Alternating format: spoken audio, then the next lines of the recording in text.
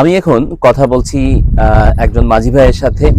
তো ওনার মুখেই শুনতে চাই উনি ওনার পেশা, ওনার জীবন প্রণালী, উনি কতদিন থেকে নৌকা চালান এবং কিভাবে আলটিমেটলি উনি এই সংগ্রাম করে টিকে আছেন। তো আপনার নাম কি? আমার নাম সন্তোষ। আপনার নাম সন্তোষ। ওকে। সো সন্তোষ ভাই, আপনি কতদিন থেকে নৌকা চালান? নৌকা তো ধরেন না, আমাদের তো জীবন নৌকার ভিতরে, কারণ নদীর পারে বাসা, 2-3 বার নদী ভাঙা গড়ায় আমরা পড়ে রয়েছি। আনুমানিক আপনার মনে আছে কতদিন থেকে?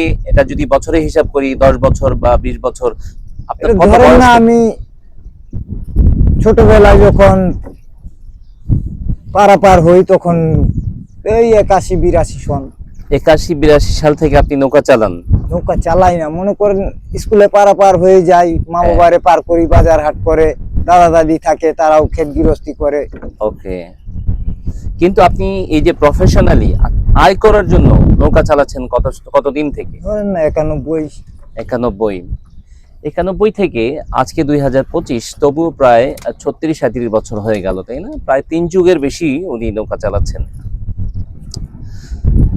আপনি সংসারে আর কে কে আছে সন্তোষ ভাই?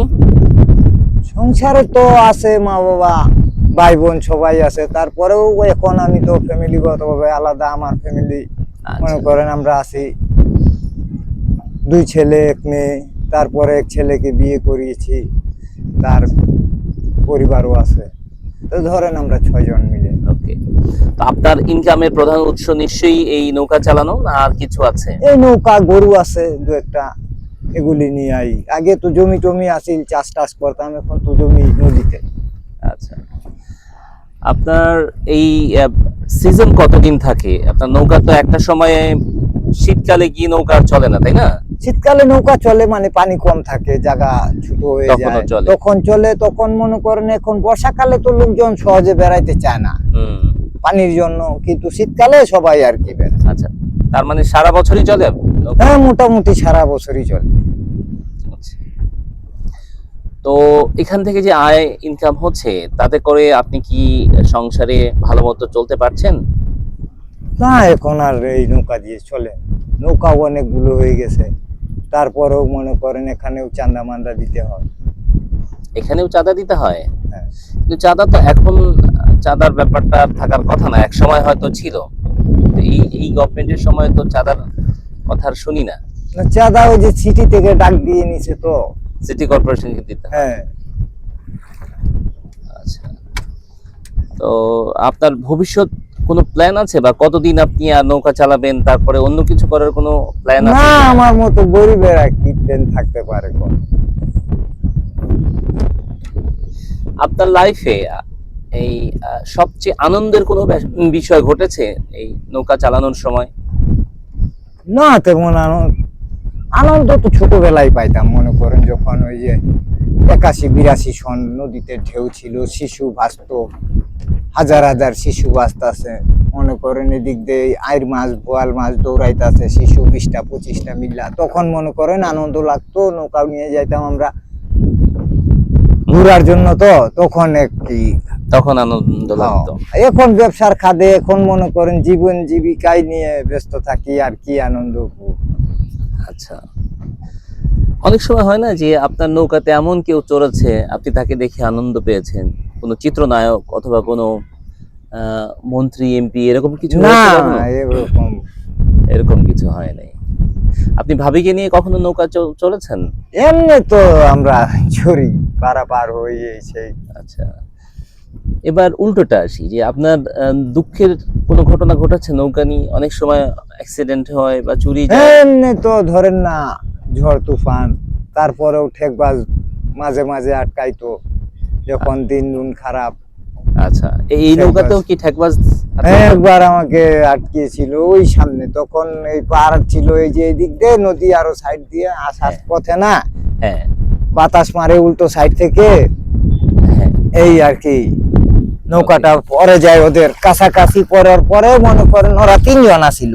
আচ্ছা, ছোট নৌকা নিয়ে পরে কয়, মামা একটু পানিটা ফালাই। হ্যাঁ, আমার হিসনাটা টান দিয়া নিয়াই মনে করেন এক ছুরি ধরে আচ্ছা, ছেলে মেয়েদেরকে, ও আচ্ছা, ছেলে মেয়ে এখানে বসে রয়েছে, আমি এখান থেকে চালাচ্ছি। এর মধ্যে ছুরিটা যখন ধরে না, হ্যাঁ, মানে প্রথমে ওই যে ইটা আসে না যে আমরা পানিটা হিজি, আচ্ছা এটা নেওয়ার পরেই মনে করেন যে এখন তো ছুরি বাইর করে ধরে অন্য যাত্রীদের ছিল। হ্যাঁ, ছুরি বাইর করা ধরার পরেই মনে করেন আমার ভীষণ রাগ উঠছে। আচ্ছা, আমি ওদেরকে 3-4 ঘন্টা ঘুরানোর পরে মনে করেন এই আটকটা এই যে এখানে হয়। ওকে, পরে ছুরিটা আমি হাত দিয়ে ধরে যাই, ধরার পরে মনে করেন যে পরে নিয়ে আমি পানিতে পইরা যাই, পড়ার পরে আর কি তুললাই না, এই যে এখানে পিটাই খুব। কিন্তু দুঃখের বিষয় ওই ভাড়াটা আমি পাই নাই। আচ্ছা। ছেলেটাও গেছে গা, কয় আমার চেন হারাই গেছে, চেনটাই নিয়ে আসিল। পরে এই চেন কয় ঘন্টা আপনার মেটানো ছিল তার সাথে? তার সাথে মনে করেন 3 ঘন্টায় কত টাকা মেটানো ছিল? তখন 40 টাকা ঘন্টা। আচ্ছা আচ্ছা, অনেক দিন আগে, অনেকদিন আগে, 15-20 বছর আগে মনে করেন এই এটাকে পড়িয়ে। হঠাৎ করে ধরেন ওই ছেলেটার সাথে দেখা হলো আজকে, সে বলল যে সন্তোষ ভাই আপনার এখানে তো ঘুরেছিলাম, তখন তো দিতে পারি নাই, তো 3 ঘন্টায় ধরেন 3-40-এ 120 টাকা, 150 টাকা আপনাকে দিয়ে দিলাম, ওই ছেলেকে মাফ করে দিবেন তো? মাপ তো তখনই করা, তখন তার চেনটা না মেয়েটার গলা থেকে এই যে এখানে পইরা যায়, পরে আরেক মাঝি আয়া এটা তুইলা নিয়ে যায়, পরে সেটা আমার আরেকজনে বলে আর কি, যে আচ্ছা দেখো তোমার নৌকায় তো একটা স্বর্ণের চেন আছিল, মুখে নিয়ে গেছে। আচ্ছা আচ্ছা, তারে ধরার পরে ওই ছেলেটা, যে ছেলেটা ঘুরে আসছে না, হ্যাঁ ওই ছেলেটা আরেকটা ছেলের ডাক দিয়ে আনছে, যে ওই ছেলেটারে যে ধরে আনছি হ্যাঁ, ওরে মনে করেন পিড়াইতাছে, ই করতেছে। পরে 2 দিন পরে ওই ছেলেটারে ওই মাঝিটা হাজির করে আমার সাথে, আচ্ছা, হাজির করে যে সে পাঠাইছে তার চেনটা নেওয়ার জন্য। হ্যাঁ পরে এই যে দিল্লিতে বৈশা চেনটা নেয়, আর ওই মাঝিকে আমাকে 100 করে টাকা দেয়, কয় আপনার ভাড়াটা না হ্যাঁ, ও আইসা 2 দিন পরে দিয়ে যাব। কই আর আচ্ছা। পাই নাই। ভেরি স্যাড, দুঃখজনক। যাই হোক সন্তোষ ভাই, আপনার সাথে কথা বলে অনেক ভালো লাগছে, কিন্তু দুঃখের বিষয় হচ্ছে যে আমাদের জীবন এক এক মানুষের জীবন এক এক রকম, তাই না? কেউ প্লেন চালাচ্ছে, কেউ ট্রেন হ্যাঁ। চালাচ্ছে, কেউ নৌকা চালাচ্ছে, কেউ রিক্সা চালাচ্ছে, কেউ রিক্সা এই তো। চালাচ্ছে, এটাই তো জীবন। তো এর মধ্যেও কি আপনি খুশি, আনন্দিত? এমনি তো আনন্দিতই মনে করেন, এরপরে আর দুঃখ করে কি করবো, কার কাছে দুঃখ? এই যে মনে করেন আমার কপালে বহুত কিছু ছিল বুঝছেন, আমি নিজেই হারাই। Okay. সরকারি চাকরি আছে, তারপরে এক লোকের সাথে, এরকম লোকের সাথে পরিচয় হইতো, কাঁচামাল নিয়ে যেতাম তো স্কুলের ফাঁকে, হুম, ওই দেওয়ার জন্য তার সাথে পরিচয় হয়েছে। সে আমার অনেক কিছু আছে, মনে করেন জায়গা কিনা দিতে চাইছে, যে জায়গার দাম 100 টাকা কাঠা ছিল, হুম, ঠিক আছে, তো ওই আমলে সে বলছে তুমি দেখো কিছু জায়গা, বা চাকরিটা করো, বা মুদির দোকান করে দিচ্ছি তুমি এটা করো, এই ঠিক আছে। মানে পড়ালেখা ছাড়ার সাথে সাথে সে আমাকে বহুত কিছুই করছে, তার কথা আমি না শুই না আর কি, এই অবস্থায় আজকে আমার। আচ্ছা। আপনি কি কখনো গান গাইতেন বা গান জানেন? না, গান গান কিন্তু যারা নৌকা বায় তারা তো সাধারণত ভাটিয়ালি গায়। হ্যাঁ, গাই তো অবশ্যই, কিন্তু আমাদের ওই সময় আর ওই হয় না। আচ্ছা, ওকে। সো ঘুরবেন না চাপাই চলে আগামী এই যে পূজাতে কোনো প্ল্যান আছে আপনার? না, পূজা তো প্ল্যান নাই, তবে সবার কেনাকাটা টুকটাক এই সেই করে হয়ে গেছে, নিজেদের হালকা পাতলা হয়েছে, এই হালকা পাতলা হয়েছে। বললেন যে 2 ছেলে, তাই না? হ্যাঁ, 2 ছেলে, এক একজন ছেলেকে বিয়ে দিয়েছেন, এক ছেলেকে আর আরেকটা কত বড়? আরেকটা কলেজে ভর্তিছে। কলেজে কোন ক্লাসে পড়ে? এটা ওই যে aqua কলেজটা আছে না, হ্যাঁ, সেই কলেজে পড়তেছে। ওকে। আর একটা মেয়েটা এইটে পড়ে, উদয়নী স্কুল। এই যে কষ্ট করে যে ছেলে মেয়েকে পড়াচ্ছেন, এই জন্য আপনাকে স্যালুট। কারণ এখন তো মানুষের মেন্টালিটি এমন হয়েছে যে পড়াশোনা করে কি লাভ, চাকরি বাকরি পাওয়া যায় না, তাই না? তো আসলে পড়াশোনার অন্য একটা দাম রয়েছে, অন্য একটা মাজেজা রয়েছে। চাকরি না পেলেও বা চাকরি না করলেও পড়াশোনাটা জরুরি মানুষের নিজের উন্নয়নের জন্য। আপনার সাথে কথা বলে খুব ভালো লাগলো। তো আমি খুব খুশি হতে পারতাম যদি আপনার কিছু দুঃখ ভোলাতে পারতাম, বাট আমি অত বড় লোক নই।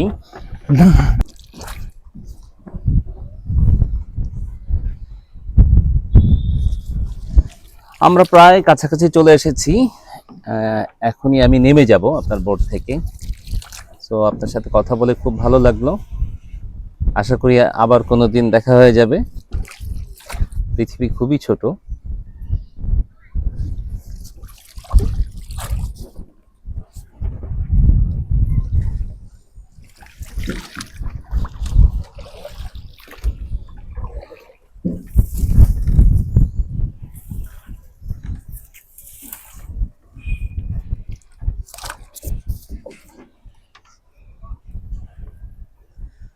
আমাদের নদীগুলো সত্যি যদি আমরা মেনটেন করতে পারতাম, তাহলে এখন যেরকম নদী দেখছেন, নদীর পাশে কাশবন এবং নদীতে মাঝিমালারা নৌকা চালাচ্ছে, তাদের একটা আয়ের উৎস আহ, চলমান রয়েছে।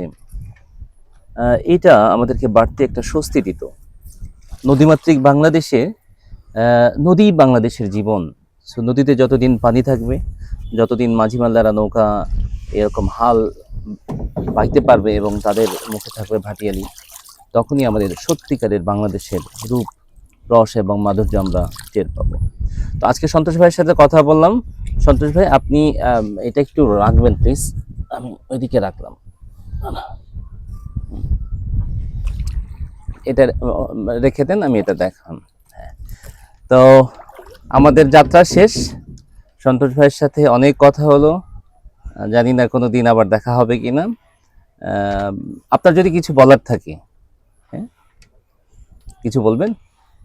আইসেন আবার বেড়ায় টেড়ায় যায়, আপনাকে ঘুরায় আমারও ভালো লাগবে। আচ্ছা, আসতেই হবে, আমার শ্বশুরবাড়ি এখানে। সো আবার কোনো এক সময় দেখা হবে, ঠিক আছে? ঠিক ভালো আছে। থাকবেন, হ্যাঁ।